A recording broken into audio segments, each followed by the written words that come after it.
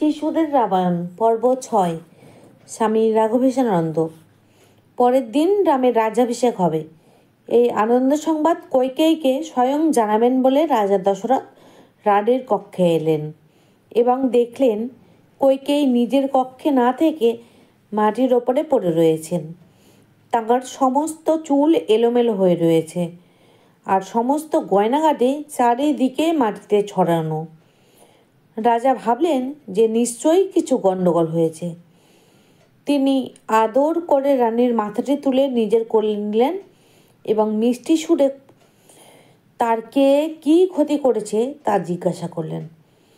কিন্তু কইকেয়ী রাগে নিজেকে স্বামীর হাত থেকে ছাড়িয়ে নিয়ে উঠে দাঁড়ালেন এবং বললেন, তুমি আমাকে 2টো বর দেবে বলে প্রতিশ্রুতি দিয়েছিলে। এখন আমার সেই 2টো বর চাই। প্রথমবারে রামের বদলে ভরত রাজা হবে, আর দ্বিতীয়বারে রাম 14 বছরের জন্য বনে যাবে। সেই কঠোর কথা শুনে দশরথ অজ্ঞান হয়ে পড়ে গেলেন। কিছুক্ষণ পর জ্ঞান ফিরে পেয়ে কইকেয়ীর দিকে করুণভাবে তাকাতে লাগলেন। হরিণ যেমন বাঘের সামনে ভয়ে কাঁপতে থাকে, রাজাও সেরকম কাঁপতে কাঁপতে অসহায় হয়ে বললেন, রানী, তোমার কি হয়েছে? রাম তোমার কি ক্ষতি করেছে যে তাকে তুমি বনে পাঠাতে চাইছো? সে তার নিজের মায়ের চেয়েও তোমাকে বেশি ভালোবাসে। আর রাম ছাড়া আমি বাঁচতে পারবো না, তা তুমি জানো। তোমার পায়ে পড়ি, তুমি অন্য বর চাও। কিন্তু কইকেয়ী সেই একই বর চাইলেন। রাজা আবার জ্ঞান হারালেন। এভাবে সারা রাত কেটে গেল। পরের দিন সকালে মন্ত্রী সুমন্ত্র রামের রাজ্যাভিষেকের সমস্ত ব্যবস্থা হয়ে গিয়েছে এই সংবাদ রাজাকে জানাতে এলেন। কিন্তু দশরথ কোনো কথাই বলতে পারলেন না। তখন কইকেয়ী সুমন্ত্রকে আদেশ দিলেন রামকে ডেকে দিতে।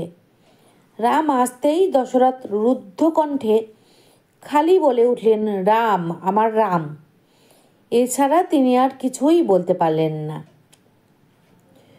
তখন রাম কইকেয়ীকে জিজ্ঞাসা করলেন, বাবা কি আমার উপরে রাগ করেছেন? আমি কি কোনোভাবে ওনাকে অসন্তুষ্ট করেছি? এইভাবে ওনাকে এর আগে কখনো দেখিনি।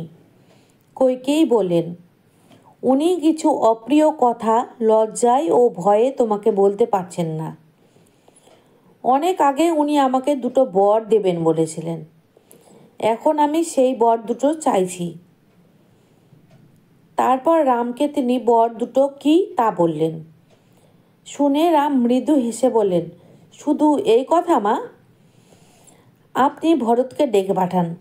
আমার রাজা হওয়া অথবা আমার প্রিয় ভাই ভরতের রাজা হওয়া দুটোই আমার কাছে সমান।